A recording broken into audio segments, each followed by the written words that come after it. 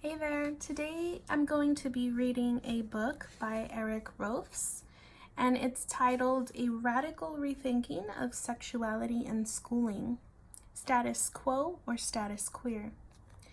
I read one of his books, or this book in particular, in a class that I took at UCLA that's titled LGBTQ Issues in Education and Law. And back in my days during my undergrad, I did a presentation on this entire book, and maybe that will be, great content for another video later. But what I wanted to do today was just offer, other students and scholars or people who are just simply interested, I wanted to offer a reading from this book. So what better way to start than to just go ahead and dive right in. So I remember when I read this book, I just loved everything about it. And this is going to be a combination of my reaction to rereading this material. And then also in another video, what I'll go ahead and do is I'll create sort of a discussion. An open discussion to the things that this book talks about and just different ideas that it kind of leads me to think about, and different conversations that it encourages us to have as people who are interested in learning more about queerness or just LGBTQ issues in general. But this book definitely is worth reading, and considering that I am somebody who, struggles with reading, who I guess, I am formally diagnosed with ADHD or ADD, but it definitely is my way of genuinely wanting to give back to people in my community, whether that's the LGBTQ community, whether that's the community of students who have disabilities or reading disabilities, or just difficulty, staying focused. And that's really my main reason for wanting to do this. So I'm just going to go ahead and start reading. I'm going to go ahead and skip the acknowledgements part, even though that part goes without saying that he acknowledges so many different types of people that he worked with throughout his time with us. But here's the first chapter. The first chapter is titled Beyond the Bruising Sights of Boyhood. So he says, "This book is about me. It's about a third-grade boy forced to play sports when he'd rather be inside playing with his sister's necklaces and rings. It's about the 7th-grade student, seen as gentle and girlish, harassed in junior high hallways, and chased home from school. It's about the high school overachiever, not only compensating for gender violations with elevated test scores and energetic service to the school, but also diligently working to earn himself the relative safety provided by high-track classes and school leadership positions. Yet it is also about the little boy who, against formidable odds, chose cooperative play over competition, sharing over selfishness, gentleness over toughness.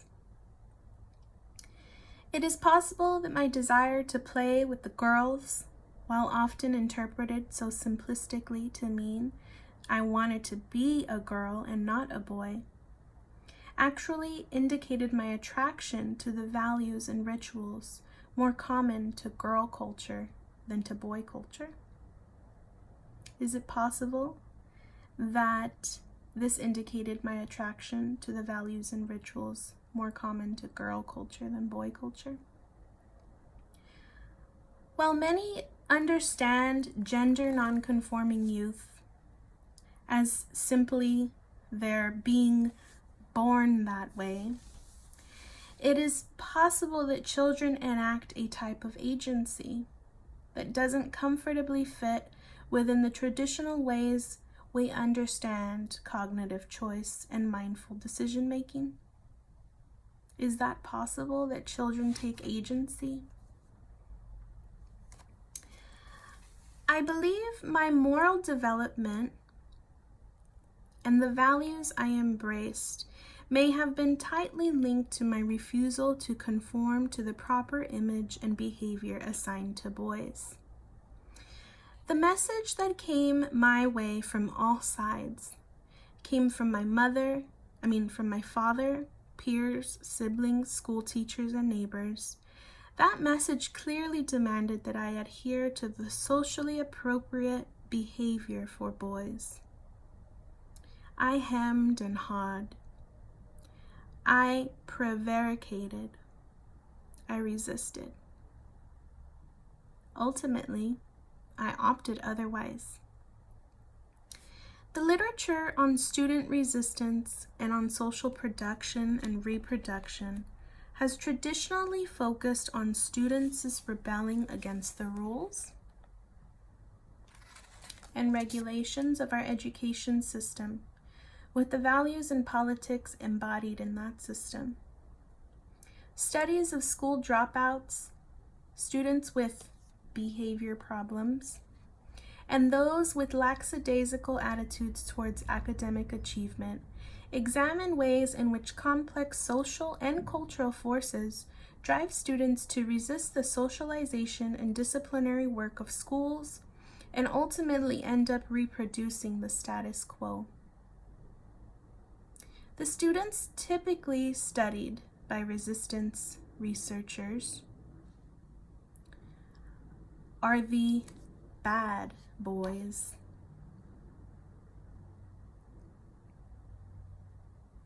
And the bad girls. So the students that are typically studied are the bad boys and the bad girls, the hoodlums, the gang members, the troublemakers, the sluts, and the smart alecks. Yet I believe an argument can be made for understanding gender non-conforming children and adolescents as resistors. Resistors to the patriarchal gender inculcation that occurs within most schools, family units, and youth peer groups. My boyish, effeminate hand gestures can alternately be understood as either genetic errors that required social approbation to correct, or rebellious acts committed to undermining the macho values constantly thrust on me. My determination to skip rope, enjoy hopscotch, and play with dolls rather than join the boys in kickball or dodgeball might suggest an ambitious intent to create an alternative social world for myself outside the bruising sites of boyhood. Now we're on to the next section, which is titled Domination, Submission, and Contemporary Constructions of Childhood. So this is the next section in the first chapter. I plan on reading the entire first chapter today, which is about 19 pages long. And I might repeat certain parts just for emphasis, but nonetheless, let's continue. This book is about gay issues in education, and it attempts to conceptualize lesbian, gay, bisexual, and transgender youth and gender non-conforming youth as something beyond passive victims of sexist and homophobic assaults. While not denying the powerful and sometimes unrelenting violence visited on the bodies and souls of these youth, this book aims to broaden our perspectives and shift our analytical position on this population. We can see queer youth and other outsiders as vulnerable or fragile, but we can also see them as daring, powerful, and rebellious. We can understand them as resilient survivors of repeated traumas, or we can see LGBT youth as engaged in a lengthy effort to undermine constrictive gender roles and create alternative childhoods and adolescences. Or we can see both. My own experience suggests that gender deviant children may not proceed through their everyday lives in a constant state of suffering, terror, or sadness.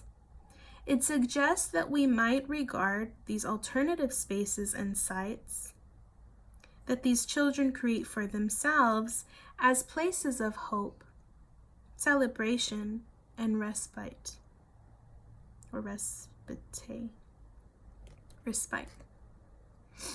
This book is about a boy who created his own sites of safety and happiness, his face buried in Wizard of Oz books, or his eyes and ears enraptured by after-school soap operas. It's about the Cub Scout who sought joy in nature, the boy who found daily inspiration in show tunes, the 9-year-old fascinated by his Avon lady mother's monthly cachet of green-tinted bottles, shiny silver tubes, and containers of exotic-smelling bubble bath oils. It is about a young teen who, on some level, sized up his life chances and strategically plotted a path that would bring him a modicum of safety, success, and personal satisfaction while maintaining his integrity and dissident values. Americans often create narratives of childhood that do a tremendous disservice to the complex day-to-day reality of our early years. Traditional accounts of childhood innocence still maintain tremendous salience as individuals choose to recall warm family holidays, toboggan rides down snowy hills, and hot summer days at the local swimming holes. We embrace comforting tropes of loving parents, safe neighborhoods, and community prosperity. We then live our adult lives as castaways from the Eden of childhood, determined to compensate for our own fall from grace by recreating these ideals for the children of today. We bookend our lives by telling ourselves that retirement and old age will be a return to the supposed ease and innocence of our childhood. And we imagine old people as children, somehow freed from the contradictions, complexities, and challenges of life. Over the past 30 years, our culture has prepared this original story. Our culture has paired this original story with an equally powerful narrative of childhood trauma, perhaps spurred as much by 12-step programs and public exposure of long-suppressed violations, such as child abuse and neglect, incest, schoolyard bullying, and sexual violence and harassment. We remember our childhoods solely as sites of peril, terror, and deep, sustained sadness. We come together around new tropes of dysfunctional families, absent fathers, and vindictive mothers. And the terrible loneliness we felt in our victimization and social isolation. We become determined to protect today's children from similar fates, and we marshal our resources and personal energies toward child saving. We become accustomed to searching for the sources of our current unhappiness and adult failings in the persecution we experienced as children. We imagine ourselves as martyrs to those early years, fated to live out unfulfilled lives because of the damage wreaked on us in childhood. I once organized my own life story from this vantage point. I made sense of everything, from my relationship failures to my intense commitment, to my work, to my inability to control my anger, by linking them to my family of origin. In addition to blaming mom or dad, sometimes both, as the source of my current unhappiness, I could also blame my childhood experience as a gentle boy mocked and derided by bullies. My reasoning at the time was that because others victimized me, I avoid conflicts with others. I assume the role of peacemaker, and I shut down when the yelling occurs. Page 4.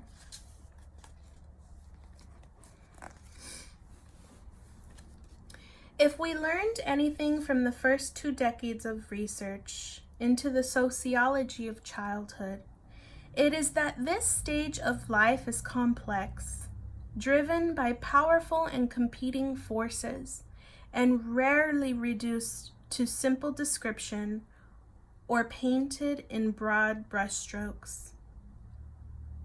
In the late 1970s, early in my career as a school teacher, I was struck by the gap between the ways in which adults see children and the ways in which children see themselves.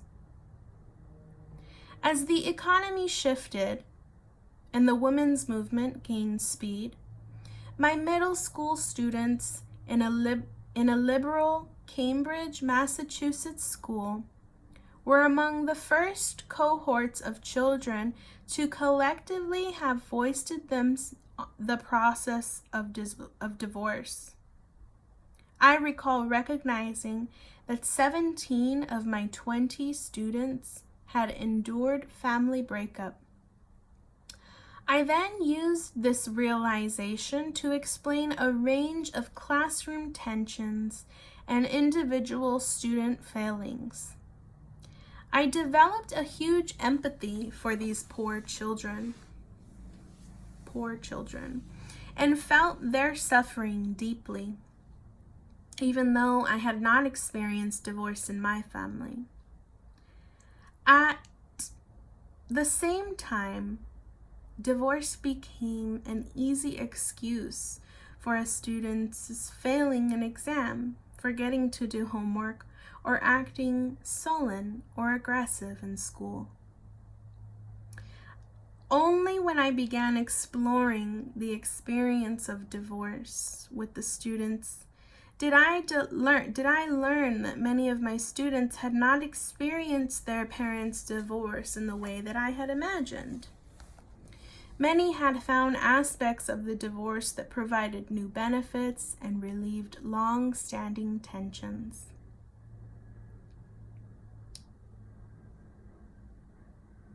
One girl told me about her delight in having 2 different homes with 2 different sets of rules. She felt able to marry her personal tastes and daily moods to the proper home environment. A boy discussed his relief of finally living in homes without a lot of arguments or drama. He believed life after divorce offered an opportunity to focus himself rather than on comforting his parents or serving as a mediator between 2 adults on a regular basis. Whereas few students would ever wish divorce on their families, these children, ranging from 10 to 14 years old, were not only able to note the benefits and liabilities of their transformed situation, but could also understand the nuanced ways in which they were personally affected by their changing family structures. I learned something valuable from those students. My own childhood cannot be simplistically characterized as either good or bad. This would be like reducing one's entire life to a one-paragraph obituary. Such effort makes for quick reading, but fails to present the complex detailing, multiple contradictions, and rich texture that form the real substance of everyday lives. Nor was my childhood done to me. I was not a victim of my father's anger, my peers' harassment and violence, or my sister's jealous rage, as I have told myself I was at other times in my life. Despite the constrictions placed on children, owing to economic dependence, patriarchal regulations, and dictatorial governing style of most families and most classrooms, children are always, to a greater or lesser extent, active agents in participating in the production of their own childhoods and adolescences. Now we're on to page 5. Although as children we do not necessarily ask for what we get, neither do most of us passively accept our circumstances. If the culture does not offer us opportunities to physically remove ourselves from the sites of persecution and deprivation, then many of us find ways to remove ourselves emotionally or transport ourselves psychically to other worlds. We play an active role in shaping our own consciousness, creating our values, and invoking our own spiritual resources. This is as true for most children as it is for most adults. There is much that needs to be said in favor of transforming the economic, political, and social positions of children in the United States, and in removing key structural barriers to the health and wellness of all children. Where there are major movement to democratize the family, shift from nuclear family structures to the communal raising of children, or economically emancipate children from dependence on their parents, we might radically transform the life chances of children of all races, as well as the landscape of social problems that emerge from the squalid contemporary conditions of childhood. Suppose that we were to guarantee all children over the age of, say, 10 years, not only shelter, schooling, and proper nutrition, but the right to determine where and with whom they lived, the freedom of self-expression and self-determination, and the right to full participation in the institutions of our democracy.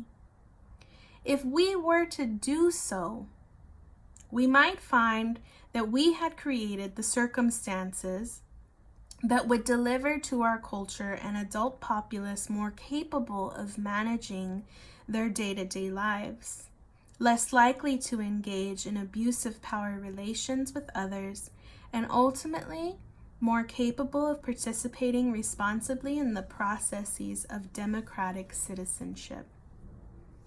The abuses of power foisted on children in the name of child protection, child defense, or child welfare may be well-intended attempts to offer care and sustenance, but they do little to displace a construction and lived reality of childhood that do their best to leave a significant portion of our population economically dependent, socially isolated, and politically disenfranchised.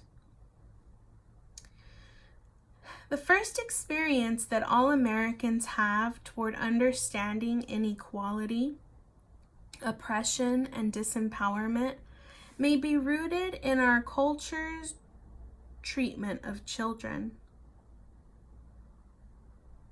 What is done to children and what they learn from these power dynamics provide a model for the lifelong misuse of power and play a shaping role in a range of inequities with which our culture struggles. The original template for our contemporary systems of racism and sexism in the adult-child paradigm that dominates the first 2 decades of most Americans' lives. In contemporary America, the original sin is the symbolic and embodied violence structured into our concept of childhood and the ways we organize children's lives. Ageism, rarely seriously considered or deconstructed, inculcates all of us into the powerful paradigm of oppression. Page 6. I'm not talking here about the child who is beaten regularly by a parent, chained to a bed and forced to lie in his or her own excrement. When one talks about the abuse of children, we conjure up visions of frail waifs with bruises on their bodies, boys who are regularly locked in closets without food, girls who are repeatedly sexually violated by fathers. All of these are horrible conditions and must be addressed. Yet there's another level of abuse perpetrated against children and youth, one that is experienced by so-called normal kids who function in their families, schools, and neighborhoods, seemingly without any problems. This form of abuse, while more subtle, is about the misuse of personal and institutional power. It is rooted in simple-minded concepts of childhood that make us see these small people as incapable, inept, and profoundly dependent. It allows adults to smugly believe that children's supposed inexperience demands that we direct, monitor, and control every aspect of their daily lives. An entire apparatus has been put in place that ensures the perpetuation of this adult-child power dynamic, and that works from infancy through young adulthood, to immerse young people into social worlds that treat them much the way women were treated before feminism, as blacks were treated before emancipation, and again before the civil rights movement, as hysterical, immature know-nothings who are not capable of full participation in the institutions of our democracy. The science of developmentalism and most of the theories in the educational psychology canon serve as the foundation for a range of social institutions that function to suppress, repress, and incarcerate childhood. Adult-child relationships emerge from that context. The books that instruct parents in the raising of children, the folk wisdom passed down by grandparents and social networks of other parents who share their experiences with discipline, behavior problems, and children's insubordination are all woven together to produce the social fabric that puts children in their place. Schools, Disney cartoons, youth activities, summer camps all play a role in perpetuating the inequities of the child-adult system. The oppression of children and youth constitutes the foundation of which highly charged issues related to LGBT and gender non-conforming youth arise. It was not my father's belt repeatedly hitting my butt that wreaked havoc on my childhood. It was the fact that no social institutions provided me with the resources to compensate for the physical differences between an 8-year-old boy and a 35-year-old man. Were he striking another 35-year-old man, there would have been legal statutes, social rules, and cultural processes that offer options for response. Because I was a person who was 8 years old and legally regarded as his property, I had no recourse in the law at that time.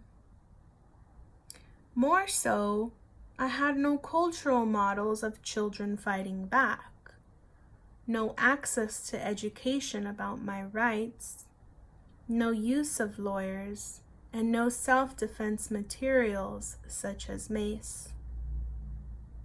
Rather than being born vulnerable, as people like to think of children, social and cultural forces colluded to make me vulnerable. It was not the bullying taunting me. Oh, we're on to page 7. It was not the bullying taunting me with names such as sissy and faggot that made me feel hemmed in, cornered, and without alternatives. It was the fact that I was required to be present in the social institutions of schooling every day, and that the education system offered me no choice of school, no end in sight for schooling, and no opportunities to confront my persecutors in a democratic forum.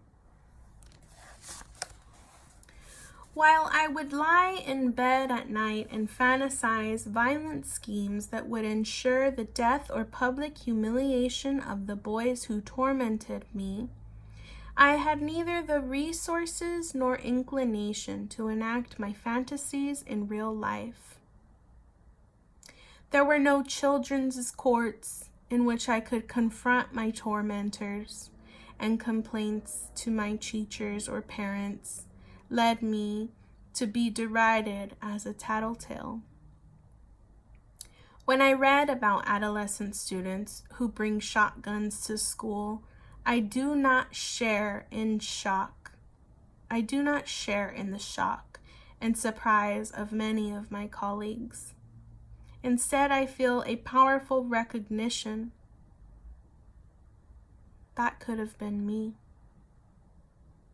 If some children experience years of soul-numbing persecution, if they are offered no comfort, no support, no court in which to confront and win compensation from their perpetrators, then who is ultimately healthier?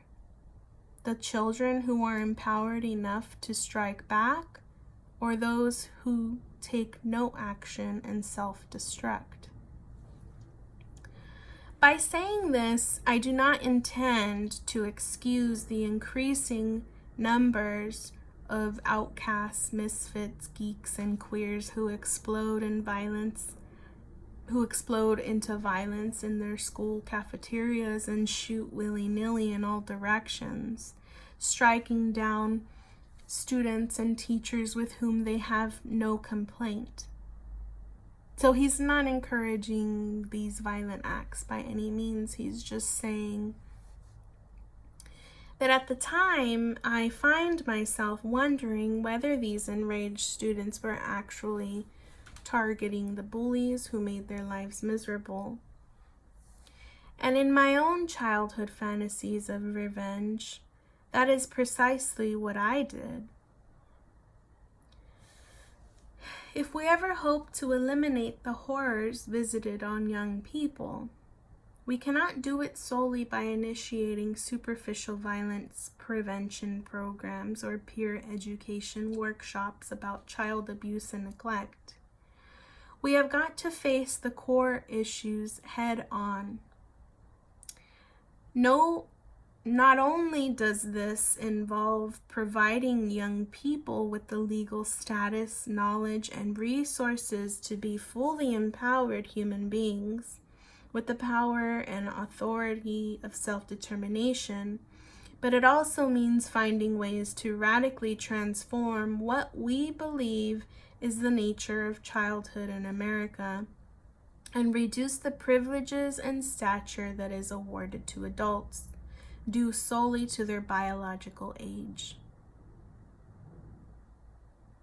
So now we'll go on to the next section, which is beyond nature versus nurture, toward a volitional understanding of sexual identity, and this is at the end of page 7. This book is about me.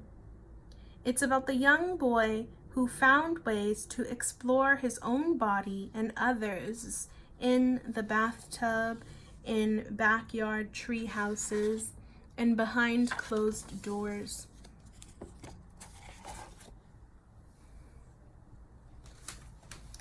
It's about the boy's eyes that rebelliously gazed at his mother's fingers, neck, and breasts, looked at body parts on beaches, and became transfixed on his father's body hair when they showered together.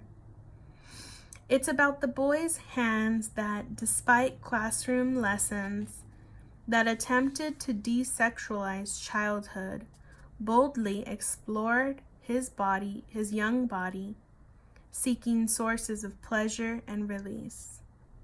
It is about the central role of pleasure in the lives of all people, including children, and the risks we will take because we enjoy feeling good. It is about the belief many of us hold, including many children, that we deserve pleasure and happiness, the enjoyment of picking our noses, the thrill of hugging our security blankets, the excitement we find in fondling our genitals, and the satisfaction we garner by stealing cookies from the cookie jar. This book is about the young adolescent whose erotic obsession suddenly changed as he directed his gaze from a newspaper cartoon character, Brenda Starr's cleavage, to her exotic and elusive pair armor, Basil St. John. It is about how he charged boys who performed traditional masculinities, athletes, hoods, surfer boys, and even bullies, with intense erotic power. It is about how he claimed taboo desires by selectively paging through teen idol magazines, muscle magazines, and the male swimsuit advertisements, relegated to the pages of his father's Playboy magazine. It is about how deviating from the norm brought not only confusion and fear, but also comfort, joy, and a sense of personal triumph. I do not believe that I was born gay. just as I was not born effeminate, gentle, or gender non-conforming. Even though the limited ways in which we understand the role of biology, genetics, and conscious choice make it seem as though people are born homo or heterosexual, gender conforming or not. Instead, I believe that I was born as most other mammals are. That is, sexual and capable of erotically responding to a range of stimuli, touches, words, smells, sounds, emotions, foods, pets, symbolic images. My turn towards boys and men during my early adolescence was not a genetically determined act. It was a utilitarian act rooted in a kind of personal choice that lies below the level of consciousness. I never cognitively opted to instill special meaning into my relationships with boys and men. At the same time, I cannot claim that I failed to receive the clear and powerful messages from society that such attractions were sick, sinful, or criminal. I knew the social meaning of being queer, just as all boys of my generation knew it. Nevertheless, I chose to invest my friendships with boys and men a special meaning, a spiritual power that I rarely conferred on girls or women. In a world where homosexuality was not spoken about and where gay people were derided, I made the decision to love men. While some might see this as a product of a gay gene or as an act of self-destruction, I see it as a profound act of courage and rebellion. Becoming queer was the best thing I ever did for myself. Page 9. Our culture is terribly confused about questions of individual agency. Is it any wonder?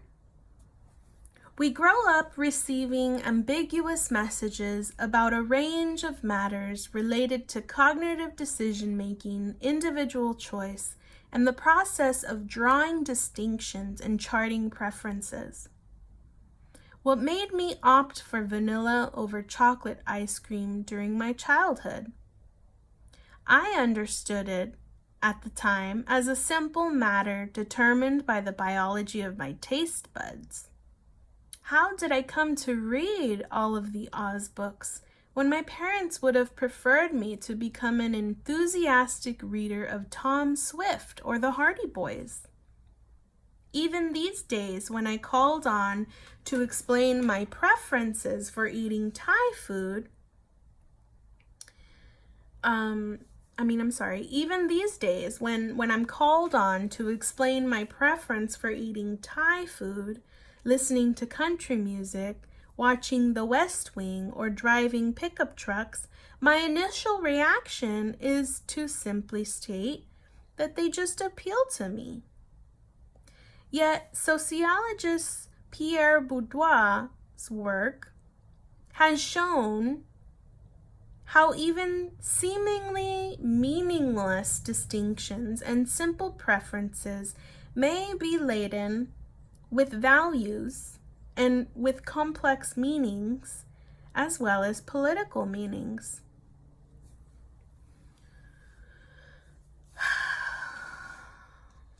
I have come to view my sexual preferences, including the sexes of one chosen partner, including the sex of one's chosen partners, as I view all preferences through a Bourdieuian Bordeauxian lens.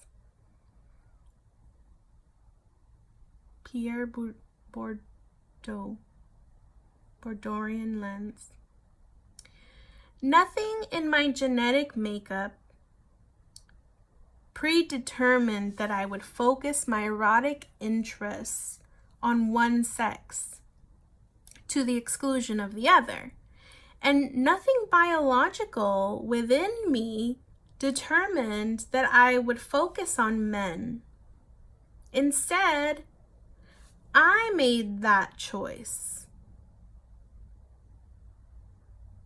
And that choice was bold and transgressive. A type of choice that occurs below the level of consciousness, but is closely linked to volition, as those made by conscious decision-making processes.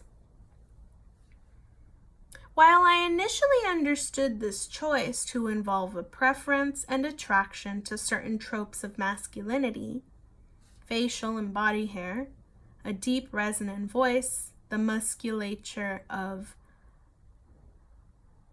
male bodies, I believe now that such attractions extended deeper. As my friendships and comfortable relationships were with girls and other gender nonconforming boys, I chose to expand the landscape of my world by focusing my attractions on boys and men who embrace traditional forms of masculinity. I never made a cognitive decision to separate myself from girls and women. In fact, my adult life has always included the same close friendships and joyous sharings as I had with females during my childhood. I had never been separated from the values and cultures of diverse female social worlds. In fact, many gay men will tell you that even in an all-male gay bar, the feminine is never far away. I can be a big man and a big girl.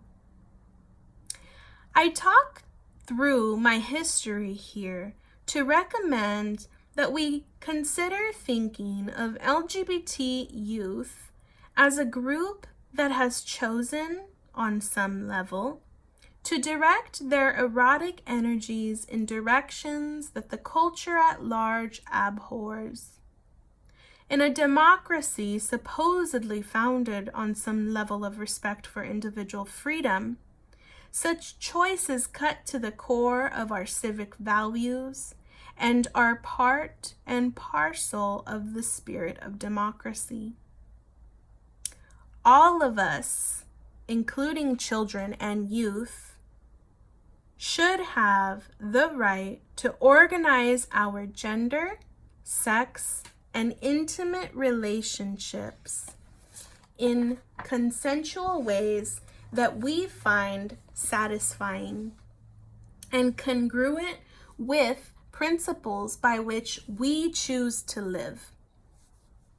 If we're capable of regarding queer youth as having the volition to choose renegade identities and rupture traditional gender regulations, then we might approach our work with them in more respectful ways. As teachers, parents, and supportive adults, we can take the liberal path and attempt to prevent slurs and protect those who need protection from violence. Rather than do so, however, we can alternately provide queer youth with the understandings, legal rights, and resources to protect themselves and to continue their valuable project of transforming social norms. So now we're on to the next section, which is titled Queer Culture, Gay Male Teachers, and Authentic Cultural Diversity.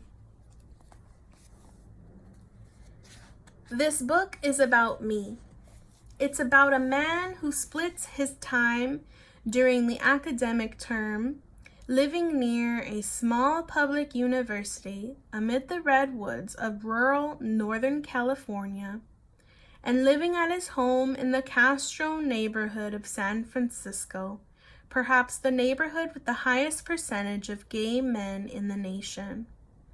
It is about an openly gay professor on a liberal campus where gay issues seem to never have been a central matter for public discussion.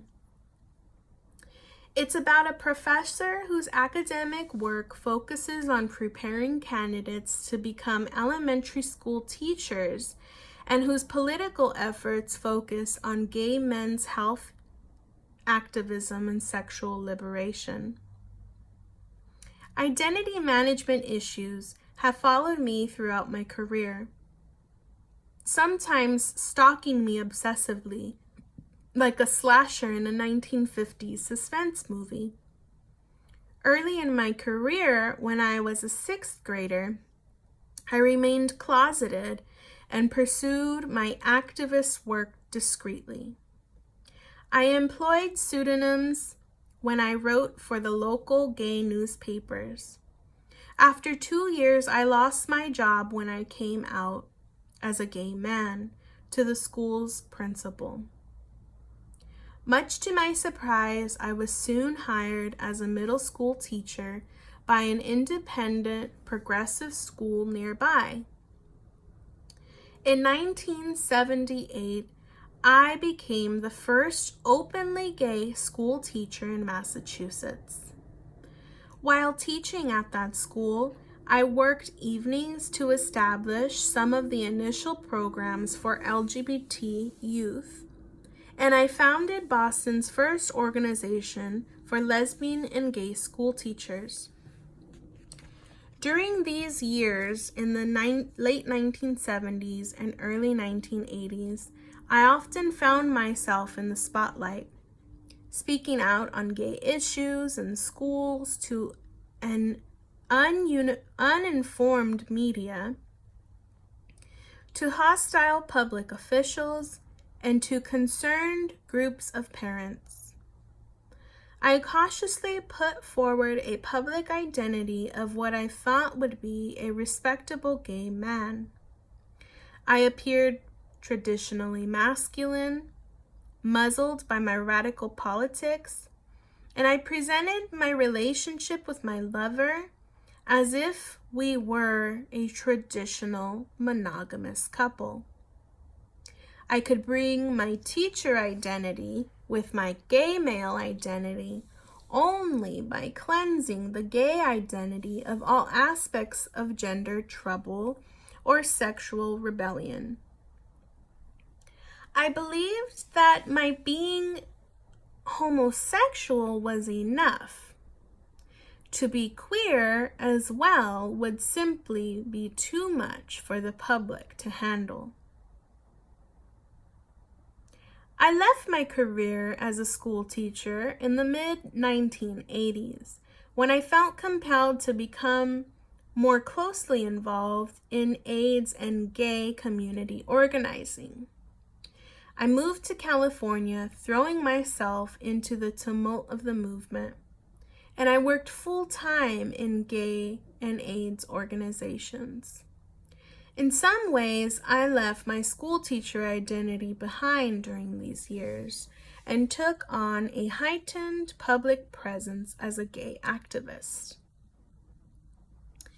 These were daring and frightening times.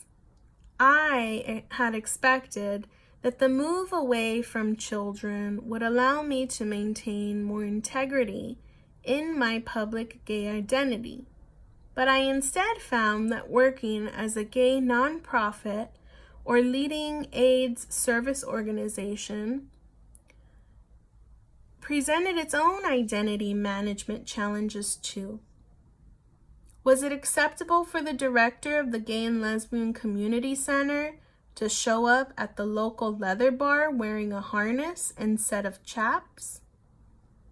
When most of the gay men in San Francisco were clients, volunteers, or staff members of the AIDS organization at which I worked, was it appropriate for me to enjoy myself at a local sex club in full view of some of the organization's clients or board members? How was it possible to maintain my civil libertarian political views or my perspectives on the sexual rights of adolescents, while the board of the gay center at which I worked was refusing to allow members of the local chapter of the Northern American Man/Boy Love Association, a group whose primary purpose was to recreate public discussion and debate on the sexual rights of young people, to meet in our building? Many gay men appear easily able to make compromises related to managing their disparate identities. They seem to find nothing objectionable about enacting traditional masculinities in their work lives and keep their private lives private.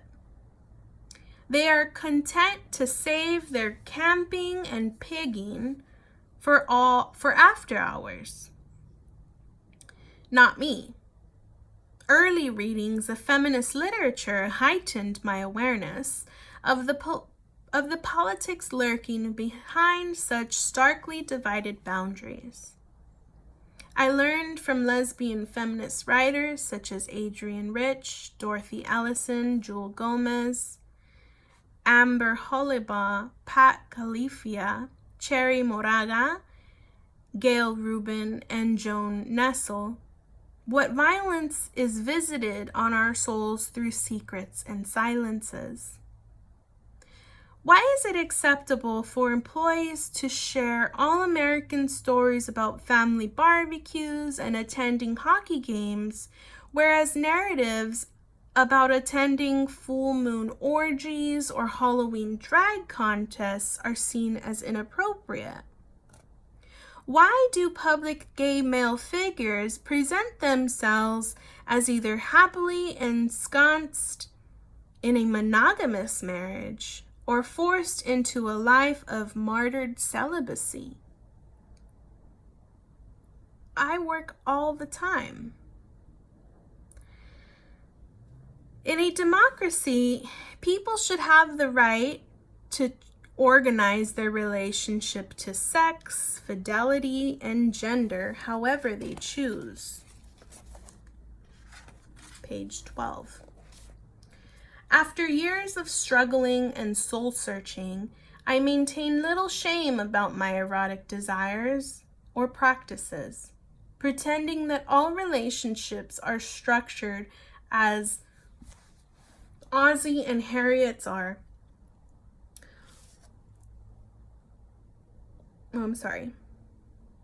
So I maintain little shame about my erotic desires or practices.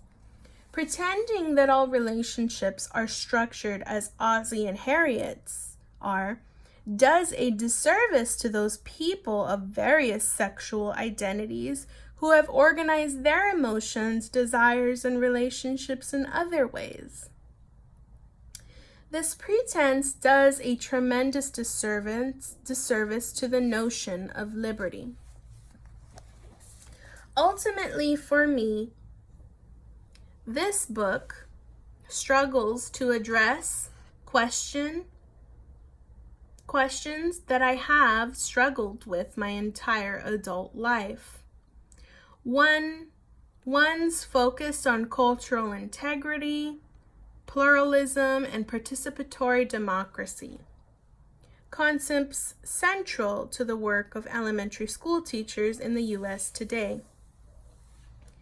The assimilationist notion encourages us to embrace a process whereby all Americans jumped into the stew pot. As the heat is turned up to simmer, the rough edges get melted away, and we are left with one thick, creamy ooze. We aim for the Chicano kindergartner to closely resemble Anglo children in learning styles, peer relations, and communication patterns by the 6th grade. We admire the deaf child who seems normal. Although we tell ourselves that this stew pot process alters all children, in reality, the process of assimilation is ultimately about subjugated populations coming to resemble dominant group norms. At best, mainstream America develops an appreciation for Thai food and hip-hop music, but remains ignorant to the history of the Hmong people or the social and economic forces that force people into poverty.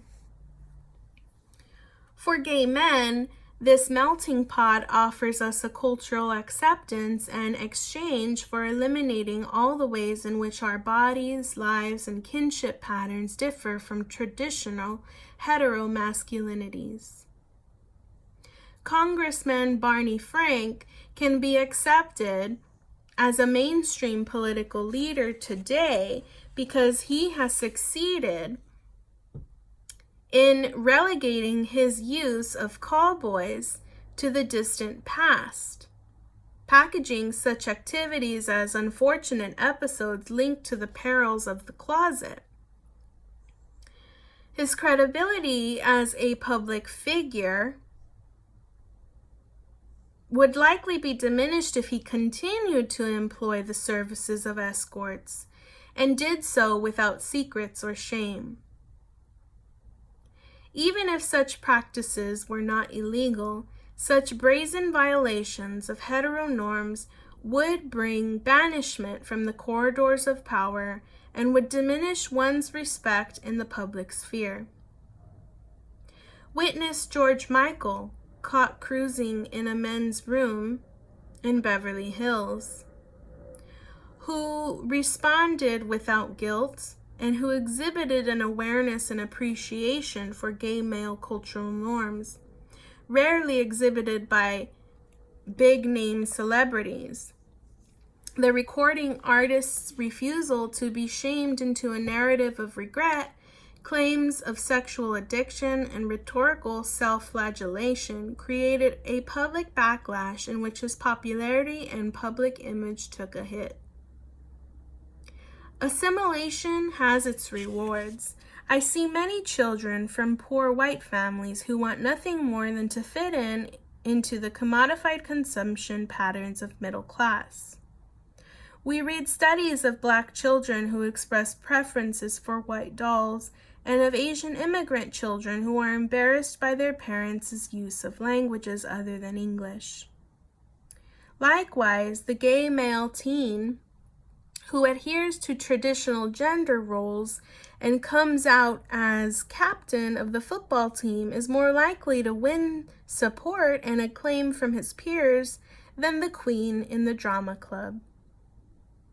Because the primary social worlds that children occupy, the family, the neighborhood, the school, the religious institutions, reward assimilation and pathologize difference. Is it any wonder that children wrestle with conflicting drives to resist the norms, to both resist the norms and embrace them? Many contemporary gay men exhibit the same powerful desire for assimilation. Many of us have seen the social position of gay issues change remarkably in our lifetimes. Those who are now choosing same-sex relationships and even coming out as LGBT people are those who would never have done so before. During a time when societal approbation, social isolation, and public silence on homosexuality reigned supreme. The shifting position of gay issues creates an entire sub-body of examining aspects in which the normalization of homosexuality encourages a once despised population to hunger deeply for public approval. I live with this tendency every day as I find myself enjoying the benefits of being openly gay that I never thought I would see in my lifetime. However, how effective would I be as a professor if my hands fluttered as I lectured, or if I girlishly crossed my legs as I sat in front of my class? Would my lovers' family embrace me as warmly as they do if we did not keep some boundaries between their images of us as a couple and the reality of the ways we organize our sex? Would I enjoy domestic partner airline benefits through the employer of my lover as an airplane mechanic if the company knew that we were non-monogamous? I hope so, but I too play this game of assimilation and public performance because I want those rewards. The stew pot of cultural assimilation requires all of us to strip away our differences and eliminate any attribute that conflicts with the status quo. We enter public sphere denuded of any special qualities that might be judged as problematic, confusing, or threatening to the existing structures of power and privilege. At the same time, another model of cultural diversity affirms differences and does not demand that rough edges be eliminated or that distinctions be expunged. Under this model, individuals and groups continue to maintain and value key differences from the dominant culture, differences in style, values, social practices, histories, and worldviews, and move into the mainstream unabashedly, holding these differences intact. People enter the workplace and the public sphere bringing their original cultures and ways of being. The work at hand is then to learn to work across lines of authentic difference. Under a truly multicultural model of diversity, our collective project is to work together, drawing the strength from the ways in which we are similar, as well as the ways in which we are different. It is about resisting a trigger reaction of fear when we're placed next to someone who's different from us. And it is about cultivating an interest and appreciation for that difference. There is a huge distinction, page 14, between multiculturalism that respects cultural integrity and challenges us to work across cultural differences, and an assimilationism that asks us to deny, mitigate, or vanish the differences. It is the distinction between saying that I don't see race, I only see people, and saying that my students come from many different cultural backgrounds and I will work with them best if I gain an appreciation for their home cultures. For gay men who identify with an urban gay culture characterized by a heightened attention to gender performance and gender play, to patterns of kinship traced through friendship networks rather than through nuclear families, and to an innovative, daring relationship to our bodies and desires, the tug between cultural integrity and assimilation is strong. Whereas some imagine gay men's kinship patterns and sexual cultures as unfortunate products of homophobia and anti-gay laws, I believe that these patterns will continue to thrive, even as the bulwark of homophobia subsides. They will continue because many gay men truly do find pleasure and meaning in our cultural forms of social organization and social sexual networks. They will continue because we are willing to make sacrifices in our public lives and in our work lives, but not in our private lives, and not in our lives in community with other gay men. Are teachers sexual beings? One wouldn't think so by visiting an elementary school, by reviewing the curriculum of teacher preparatory programs, or by attending a conference of LGBT educators. Especially at the elementary school level, teachers who present themselves with even a hint of erotic are shunned. I have noticed that the discussion of maintaining proper classroom appearance that occurs between my credential students and the mentor teachers, university supervisors, and principals with whom they interact is as much about de-sexing the teacher's body as it is about upclassing it. Once again, white middle-class patriarchal norms rule supreme. In some places, the sexuality of teachers becomes exposed, certainly grabbing headlines as those public scandals involving teacher-student sexual conduct and male teachers arrested on moral charges for having sex in public parks and rest stops. The position of sex at the high school level is distinct from that at the elementary school level. The television show Boston Public, focusing on the life inside an urban high school, is rife with romances and philandering among teachers at the school and between teachers and students. It effectively captures, perhaps with a bit of exaggeration, the issues faced in many high schools. Likewise, anyone who imagines school teachers as eunuchs only needs to hang around the hotel bar during one of the major teacher conferences. Teachers are clearly sexual beings, but teacher culture has evolved in a desexed way. Is it possible to allow teachers to present themselves as full human beings, including as sexual beings, without harassing and violating their students? Can we unabashedly hold our sexuality around students of any age in a way that is neither violating or predatory?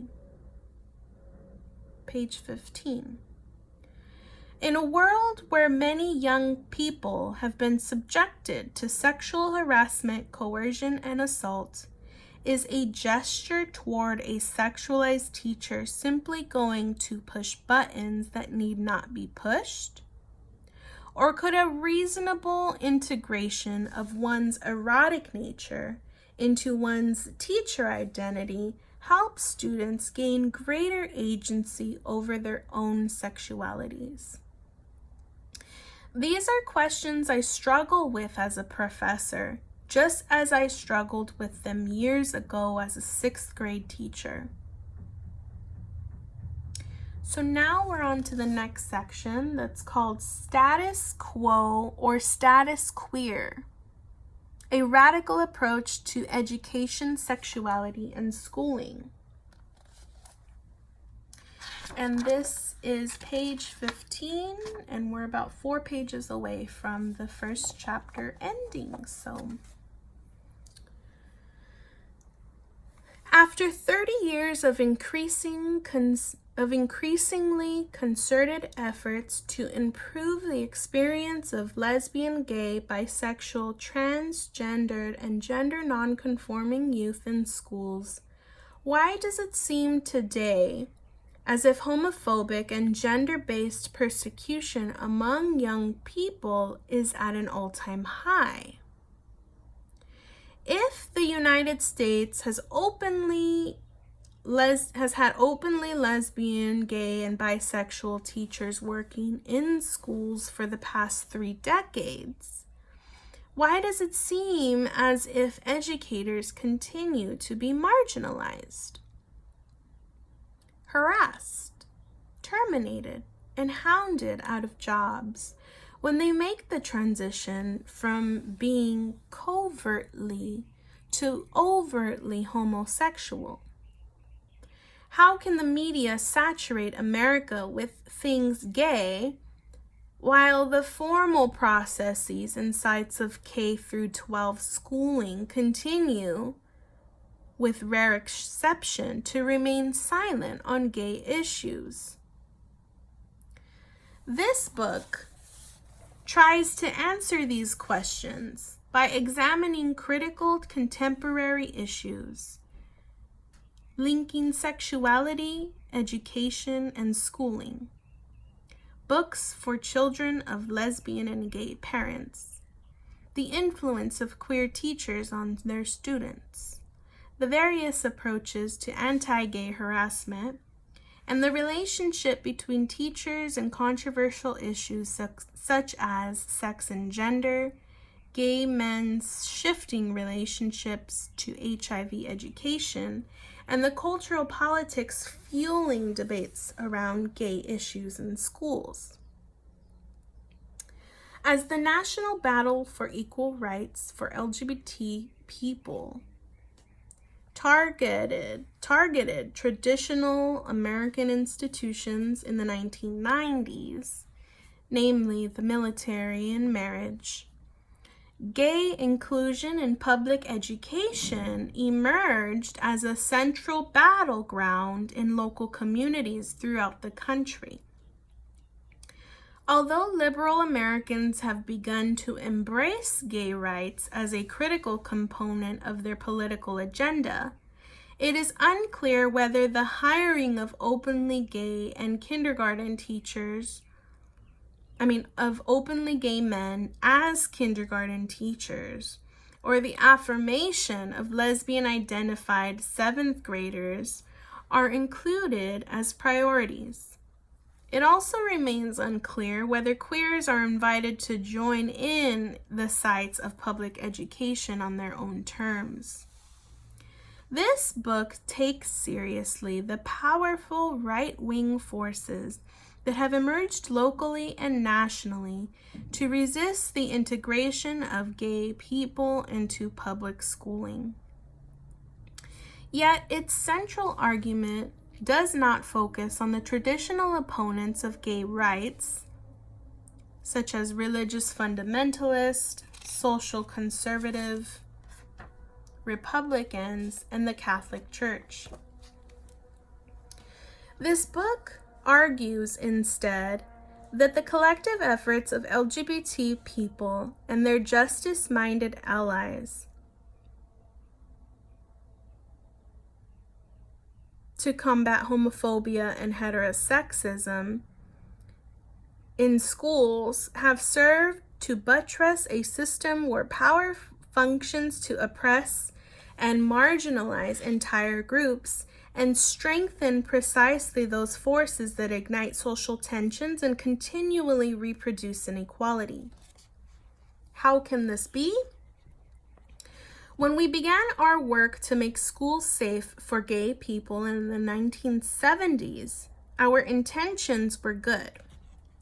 We saw ourselves as part of a broader movement to protect the rights and the stature of all educators and to promote full inclusion of all children and youth in public education.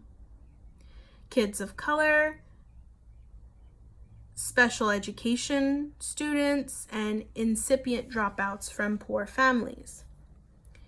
As we went about coming out in our classrooms and teacher unions, organizing gay youth programs, and demanding that school libraries diversify their offerings on gay issues, we understood that for public schools to be truly public, all members of society had a right to participate. This impelled us to break through barriers to the hiring or retention of lesbian and gay teachers by gaining union support, winning contract protections, and educating parents and school committees. It moved us to make our schools safer for LGBT teens and gender non-conforming children, and to put a halt to the assumption that all our students are situated in families where there is a father and a mother. In the late 1970s and early 1980s, I embraced the movement for full inclusion of all children and all teachers in American schools. It led me to initiate the formation of Boston area gay and lesbian school workers, one of the first organizations for queer teachers in the nation, and to begin providing peer support to closeted queer teachers as we as a community began to make initial interventions in the policy arena.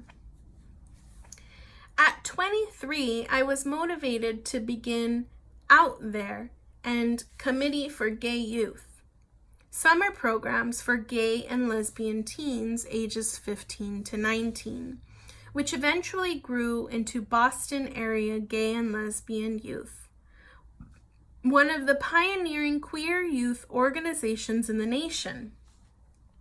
By the age of 30, when I became executive director of the Los Angeles Gay and Lesbian Community Center, I was overseeing the nation's largest gay youth program, including over a dozen peer support groups throughout LA County, 2 shelters for homeless youth, and one of the first HIV prevention programs aimed at gay male youth.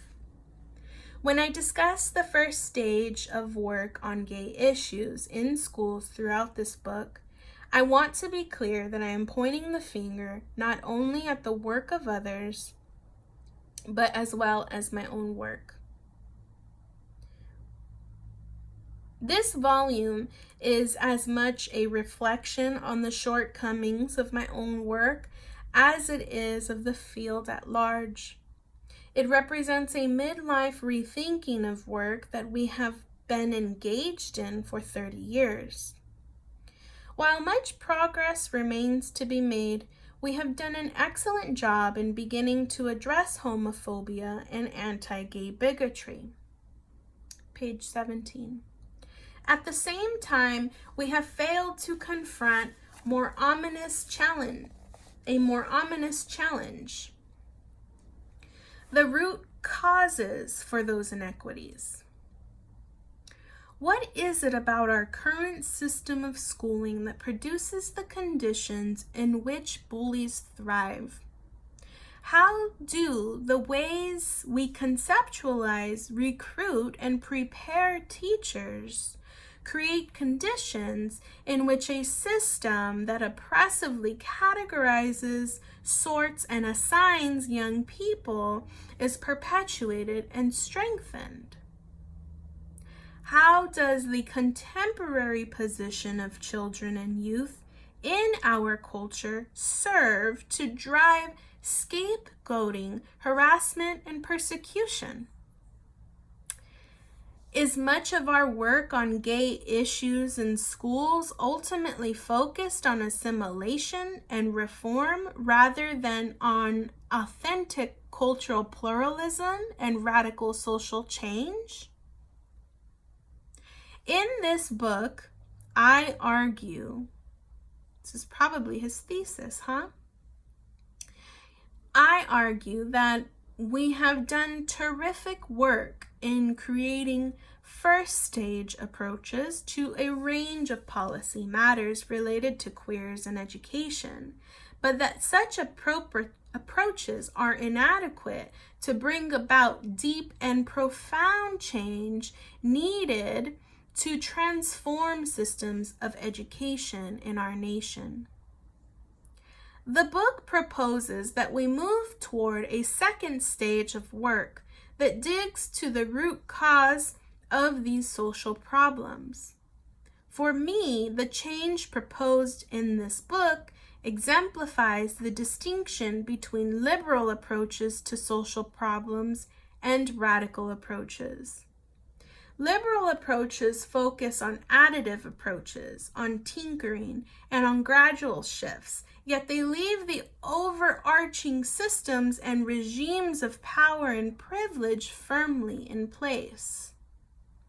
Radical approaches believe something fundamental needs to be transformed for authentic and sweeping changes to actually occur.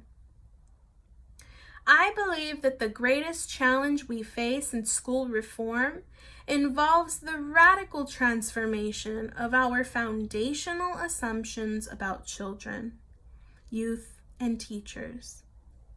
When historians of education review the past 100 years of schooling in America, their major finding usually focuses on the relative imperviousness of the classroom to the innovation and change, and they cite many social and economic forces that contribute to the failure to transform school and classroom practice. Yet I have yet to see any educational historian, sociologist, or anthropologist link the stability of school structures to the stability of our conceptions of childhood. Despite the significant work over the past 50 years that has examined the ways in which our assumptions and understanding of childhood are linked to profound imbalances of power and privilege, our work in schools continues to leave this matter fully unexamined. If we hope to transform schools and classrooms, we must take the leap and radically transform our cultural understandings of children and youth, and examine the implications of our systems of education. To achieve this, we must eliminate systems of power that effectively trigger a cycle of domination and abuse, an endless craving for repeated social disenfranchisement. We all like to say that we seek to empower children, but our efforts occur within a system of public education that is structured to do otherwise. What do we truly mean by democracy or empowerment? Page 18. Are we willing to stand by while empowered young people make decisions we consider unwise? Is it possible for adults to facilitate the empowerment of children and youth without giving up power themselves? If we are willing to deconstruct and transform our cultural understandings of childhood, are we willing to do likewise with adulthood? By failing to understand the ways in which unethical uses of authority and power serve to acculturate young people into non-consensual rituals of dominance and submission, and to socialize them into pecking order systems, we remain blind to the betrayal of our youth.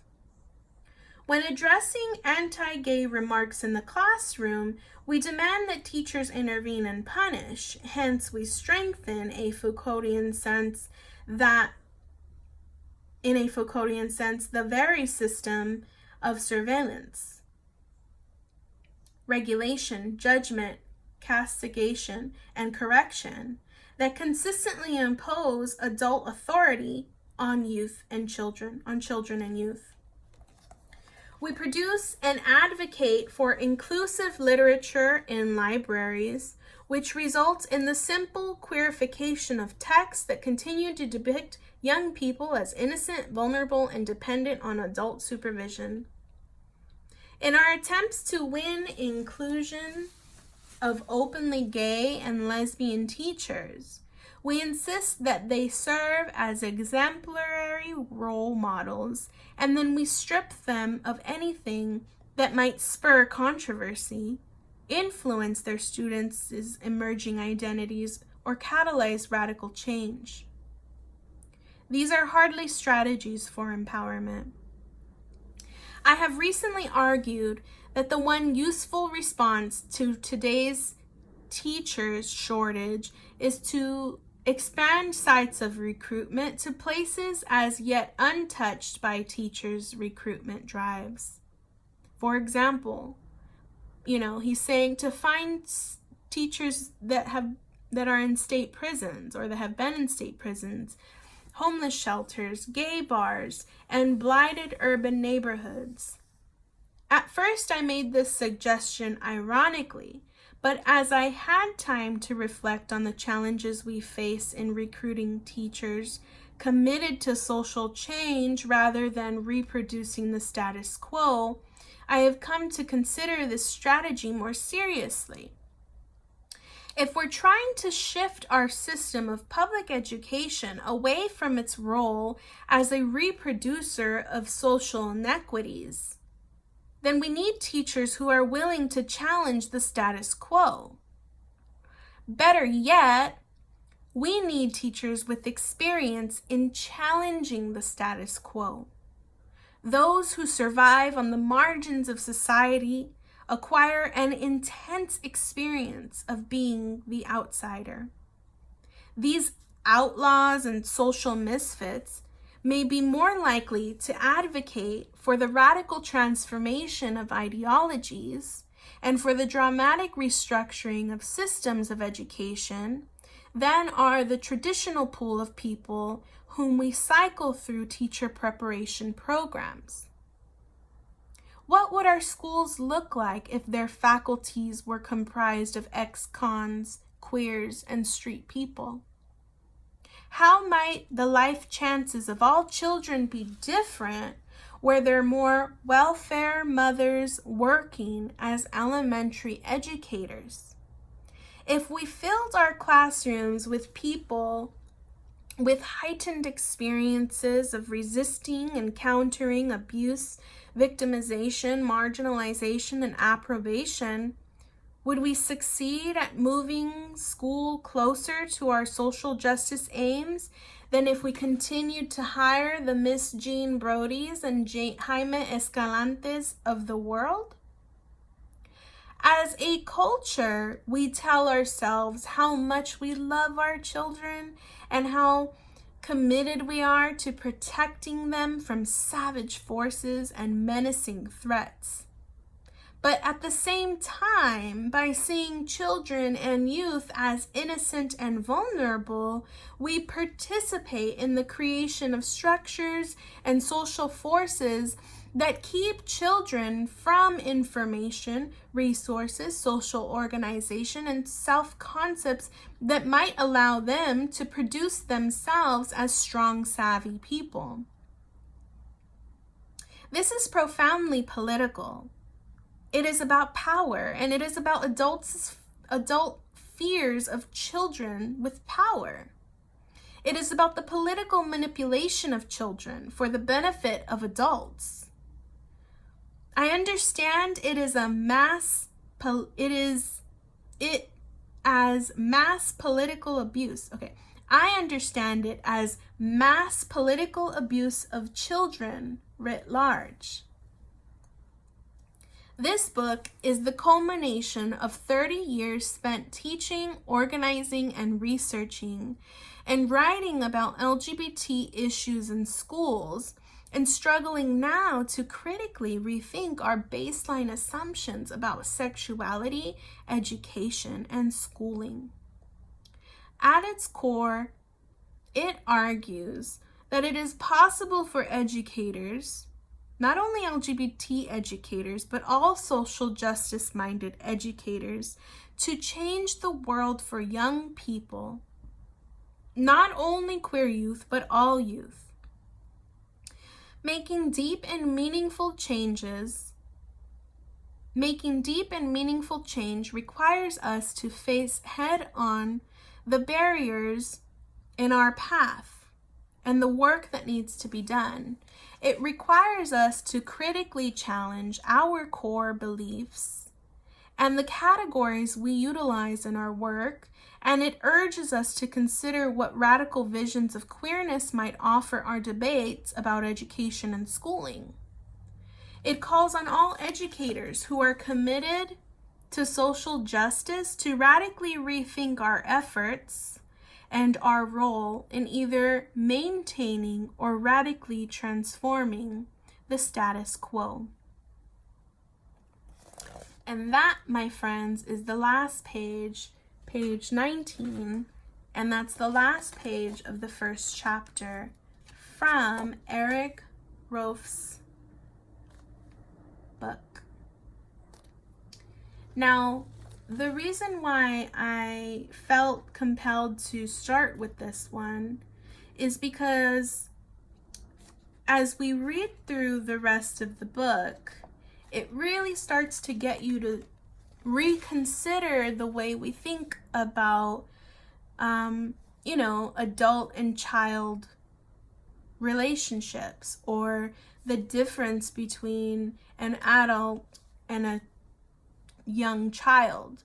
And usually, a lot of us tend to think of children as people without agency, people who can't make decisions for themselves, people who don't know how to make decisions for themselves.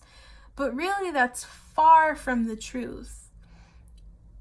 In other videos, we'll probably get to talk more about how smart children actually are and how strong and resilient children are. So I hope that me reading this helps other students that might just find it difficult to get through the material. But that ultimately is my goal for sharing these pieces with you. So thank you for listening, and I'll catch you on chapter 2. Thank you.